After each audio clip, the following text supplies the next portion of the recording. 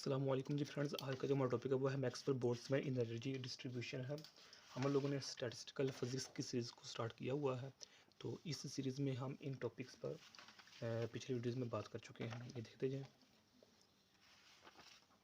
ये हमारे पास मुकम्मल वीडियो नंबर 4 है। तो इसके जो डी है, ई पार्ट, एफ, जी पार्ट, तो वीडियो नंबर 5 है। फिर वीडियो नंबर 6 आ जाती है, वीडियो नंबर 7 है हमारे पास। तो इन तमाम टॉपिक्स पर हम पिछले वीडियोज़ में बात कर चुके हैं। देखते जाएं। प्लांक्स प्रिंसिपल है, वीडियो नंबर 11 है। इसके हम की पार्ट्स किए हुए हैं। वीडियो 12 है, ए बी पार्ट है। तो अब वीडियो नंबर 13 है, इसका हमारे पास सी पार्ट है, मैक्सवेल बोल्ट्जमैन एनर्जी डिस्ट्रीब्यूशन है। लास्ट वीडियो में हमने मैक्सवेल बोल्ट्जमैन स्टैटिस्टिक्स क्या होता है, एक्चुअली इस वीडियो को हमने इधर एक्सप्लेन करना था जब हमने बोज और इसके डिफरेंस देखा था, लेकिन चूंकि ये इससे रिलेटेड है तो हमने इसको इधर एक्सप्लेन कर दिया हुआ है। तो आने वाली वीडियोस में इन टॉपिक्स के बारे में हम इंशाल्लाह रहमान बात करने की कोशिश करेंगे। तो आइए आज के टॉपिक को स्टार्ट करते हैं। बिस्मिल्लाहिर्रहमानिर्रहीम, सल्लल्लाहु अला मुहम्मद सल्लल्लाहु अलैहि वसल्लम। इसका क्या फार्मूला है, उस फार्मूले को हम इस वीडियो में प्रूव नहीं करेंगे। हम जो इस एनर्जी जो डिस्ट्रीब्यूशन जो हमें बताता क्या है, ये इसका रिजल्टेंट क्या है, इसका आउटकम्स क्या है, उस पर बात करने की हम कोशिश करेंगे। तो इसमें ये है कि जो मैक्सवेल बोल्ट्जमैन डिस्ट्रीब्यूशन है, ये एक ऐसी प्रोबेबिलिटी डिस्ट्रीब्यूशन है। ये कौन सी? ये हमारे पास प्रोबेबिलिटी डिस्ट्रीब्यूशन है।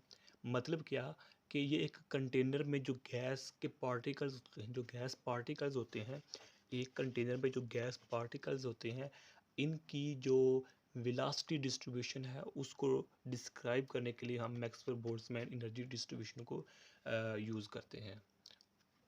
तो अब जो इस कंटेनर में जो गैस पार्टिकल्स है उनके लिए कंडीशन क्या हो कि ये आइडेंटिकल होने चाहिए, कि ये तमाम पार्टिकल्स आइडेंटिकल एक जैसे होने चाहिए, और क्या होने चाहिए, डिस्टिंग्विशेबल होने चाहिए। यानी कि वो नॉन डिस्टिंग्विशेबल नहीं होने चाहिए, वो क्वांटम लेवल पर नहीं होने चाहिए, वो क्लासिकल लेवल पर होने चाहिए, जिसको हम आम आंख से देख सकते हैं।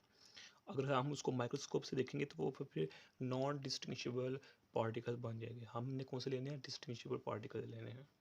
तो या फिर हम ये कह सकते हैं कि जो इधर मैंने लाइन बोली है कि देखिए हमारे सराउंडिंग में इर्द गिर्द जो पार्टिकल्स होते हैं, कुछ पार्टिकल सराउंडिंग में हमारे स्पेस में जो पार्टिकल्स होते हैं, उनकी कुछ पार्टिकल्स की स्पीड तेज़ होती है, कुछ पार्टिकल्स की स्पीड तेज़ नहीं होती, वो मॉडरेट लेवल पर होती है, या कि मैंने लेवल। कुछ पार्टिकल्स की जो स्पीड वो बहुत ही स्लो होती है। तो अब इस पॉइंट पर हम किसी स्पेसिफिक गैस मॉलिक्यूल की स्पीड के मतलब नहीं पूछते, बल्कि इसकी बजाय हम उस जो गैस पार्टिकल्स हैं, उस गैस पार्टिकल की स्पीड की डिस्ट्रीब्यूशन के मतलब पूछते हैं कि गैस पार्टिकल्स की जो स्पीड की डिस्ट्रीब्यूशन है वो क्या है। ओके, हम किसी उस कंटेनर में हम ये कहते इस गैस की, इस पार्टिकल की, इस पार्टिकल की, तो इस पार्टिकल, हम ये नहीं कहते। तो हम जनरली ये कह देते हैं कि उस कंटेनर में मौजूद जो आइडेंटिकल डिस्टिंक्शन पार्टिकल्स हैं, उनकी जो स्पीड ऑफ डिस्ट्रीब्यूशन है वो क्या है। तो अब जो हमारे पास ये जो टॉपिक है मैक्सवेल बोल्ट्जमैन एनर्जी डिस्ट्रीब्यूशन है, इसको हम सिंपल वर्ड्स में मैक्सवेल बोल्ट्जमैन डिस्ट्रीब्यूशन भी कहते हैं, या फिर इसको हम मैक्सलियन डिस्ट्रीब्यूशन कहते हैं, या इसको हम जो इसका थर्ड नाम है वो हमारे पास क्या है, मैक्सवेलियन डिस्ट्रीब्यूशन, इसको हम ये भी कहते हैं। ओके, तो अब इसके मतलब जो थ्योरी है किसने ड्राइव 1880 में 1880 में जो इसकी थ्योरी थी वो डेवलप हुई थी। किसने की थी? वो हमारे पास थे जेम्स क्लर्क मैक्सवेल, एक ये थे, और जो इसके साथ थे वो थे लुडविग, जो हमारे पास थे बोल्ट्जमैन। ये दो साइंटिस्ट थे, इन्होंने ये थ्योरी पेश की थी। तो ये जो थ्योरी है ये बेस करती है यानी कि जो है डिपेंड करती है जो गैसेस की काइनेटिक एनर्जी की, काइनेटिक थ्योरी है ना गैसेस की, उस पर ये हमारे पास डिपेंड करती हैं कि कंटेनर में जो गैस पार्टिकल्स हैं वो रैंडमली किस स्पीड से मूव कर रहे हैं, उनकी एनर्जी क्या है, तो फिर उसके रिलेटेड ही ग्राफ बनता है। तो अब इसको अगर मैं सिंपल सा ग्राफ बनाऊँ, जो मैंने इधर अर्ज किया है, कंटेनर में डिफरेंट पार्टिकल्स की डिफरेंट स्पीड होती है और डिफरेंट एनर्जी होती है, तो जो सिंपल ग्राफ बनाऊँ तो वो हमारे पास ग्राफ ये बनता है, इस तरह का ग्राफ बनता है, ये वाला। एक्स एक्सिस पर हम स्पीड लेते हैं और वाई एक्सिस पर हम लेते हैं नंबर ऑफ मॉलिक्यूल्स लेते हैं। ओके, तो अब अगर इस मैं ग्राफ को लिखूं तो इस ग्राफ को मैं इस तरह बना सकता हूँ। ये एक्स एक्सिस पर हमारे पास काइनेटिक एनर्जी आ जाएगी और वाई एक्सिस पर हमारे जो fraction of particles with respect to kinetic energy आ जाएगी। जिस तरह ये किस स्पीड के रिलेटेड, जिस तरह एक गैस पार्टिकल की स्पीड है उसके रिलेटेड एक नंबर ऑफ मॉलिक्यूल्स उसके रिलेटेड स्पीड है, तो इसी तरह काइनेटिक एनर्जी है और इसके रिलेटेड उसका क्या है, हमारे पास क्या है, फ्रैक्शन बनेगी। यानी कि ये ग्राफ यही बनेगा ऑलमोस्ट, जिधर भी जाए बात घूम फिर कर वहीं आएगा, तो बात हमें यही बताएगी। ओके, तो अब अगर हम ये जो हमारा पीक वैल्यू है, इस पीक वैल्यू को कहेंगे, हम क्या कहेंगे, ये हमारे पास क्या है, हाईएस्ट स्पीड है, जिसको हम वीपी से शो करेंगे। और जो ये हमारे पास होगी इसको हम कहेंगे एवरेज हमारे पास स्पीड है, और जो ये होगी इसको हम कहेंगे ये हमारे पास रूट मीन स्क्वायर वेलोसिटी है। क्या है, रूट मीन स्क्वायर वेलोसिटी है।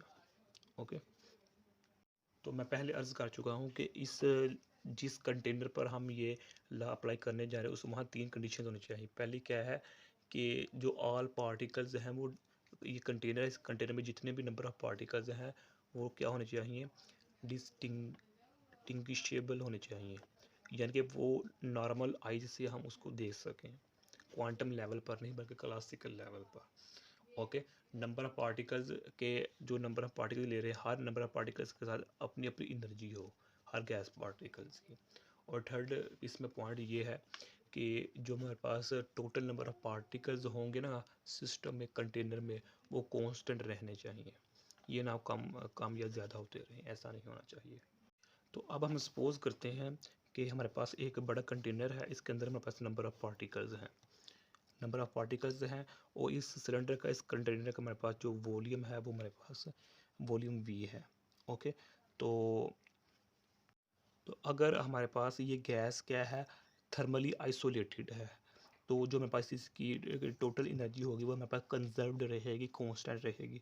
तो इस केस में जो हमारे पास सिस्टम होगा, इस ये मुकम्मल वूल सिस्टम होगा, वूल स्टेट होगी हमारे पास, यानी हमारे पास वूल सिस्टम होगा या वूल हमारे पास स्टेट होगी। तो इस वूल सिस्टम या इस वूल स्टेट को हम नाम देते हैं मोस्ट प्रोबेबल स्टेट का नाम देते हैं। किसका, मोस्ट प्रोबेबल स्टेट का नाम देते हैं इसको हम। ओके, जो हमने इस स्टेट कंसिडर की हुई है। तो अब इसके अंदर चूँकि डिफरेंट नंबर ऑफ पार्टिकल्स हैं और हर पार्टिकल्स के साथ, गैस पार्टिकल के साथ एनर्जी डिफरेंट है, तो ये प्रॉब्लम सबसे पहले सोल्व किया था मैक्सवेल, जिस तरह मैंने पहले अर्ज़ कर चुका हूँ। तो अब हम सपोज करते हैं कि energy E and D E के दरमियान, इतने इंटरवल के दरमियान जो हमारे पास Maxwell Boltzmann law of distribution of molecular speed आई थी, वो हमारे पास ये है। ओके, वो हमारे पास क्या है, ये है। तो ये जो फार्मूला है, मैं ये डायरेक्ट फार्मूला लिख रहा हूँ। तो 3/2 है, ई की पावर हमारे पास नेगेटिव एम वी स्क्र है ओवर 2 KBT वी स्क्र हमारे पास। ओके, ये मेरे पास फार्मूला आ जाता है। तो अगर हम, ये जनरल फार्मूला है, तो अगर इस फार्मूले को हम किसी स्पेसिफिक ख़ास वैल्यू में, ख़ास डायरेक्शन में ले जाएं, बिल फर्ज हम सपोज करते हैं कि हम सिर्फ ट्रांसलेशन जो मेरे पास ट्रांसलेशन काइनेटिक एनर्जी है उसके रिलेटेड इस फार्मूले को हम लिखना चाहते हैं, तो उसके लिए हम स्पेसिफिक केस हो जाएगा, तो इसमें नई चीज़ें रीअरेंज होंगी, टर्म ऐड होंगी, तो फिर हमारे पास फार्मूला ये चेंज हो जाएगा, क्योंकि ये फार्मूला जो होगा स्पेसिफिक में वो हमारे पास इसमें इस तरह चेंज हो जाएगा, 2n/π, तो 1/KBT 3/2 ई की पावर 1/2, तो ई की नेगेटिव ई ओवर, तो हमारे पास KBT, तो ये मेरे पास फार्मूला बन जाएगा। ओके, ये मेरे पास बोल्ट्जमैन कांस्टेंट होता है। तो यही आज का हमारा टॉपिक था, चूँकि हमने इसमें प्रूव नहीं था करना, तो ये हमने जनरल जो इक्वेशंस हैं वो हमने लिख ली हुई हैं। तो अब अगर हम बात करें कि अगर हम इस कंटेनर का टेम्परेचर इन्हांस कर दें, कहीं कि टेम्परेचर इंक्रीज़ कर दें, या फिर इसमें हम जो कैटालिस्ट का यूज़ कर लें, तो जो हमारे पास होगा ना रिजल्टेंट, उसमें चेंजिंग आएगी। मिसाल के तौर पर अगर मैं टेम्परेचर इसका इंक्रीज़ कर दूँ, पहले T1 था, अब इसको मैं टेम्परेचर T2 कर दिया, टेम्परेचर इंक्रीज़ कर दिया है, तो इस केस में जो हमारे पास ग्राफ बनेगा, इधर एक्स एक्सिस पर हमारे पास क्या काइनेटिक एनर्जी है, और वाई एक्सिस पर क्या है, फ्रैक्शन ऑफ पार्टिकल्स हैं विद स्पेसिफिक काइनेटिक एनर्जी, वो वाई एक्सिस पर है। तो तो अब जो हमारे पास T1 का गैप ग्राफ होगा वो कुछ इस तरह होगा ये T1 का है, और जो T2 का होगा वो हमारे पास इस तरह होगा। ओके, ये T2 का है जब हमने टेम्परेचर को इंक्रीज़ कर दिया है। तो खैर यही आज का हमारा था टॉपिक था। जज़ाकल्लाह खैर।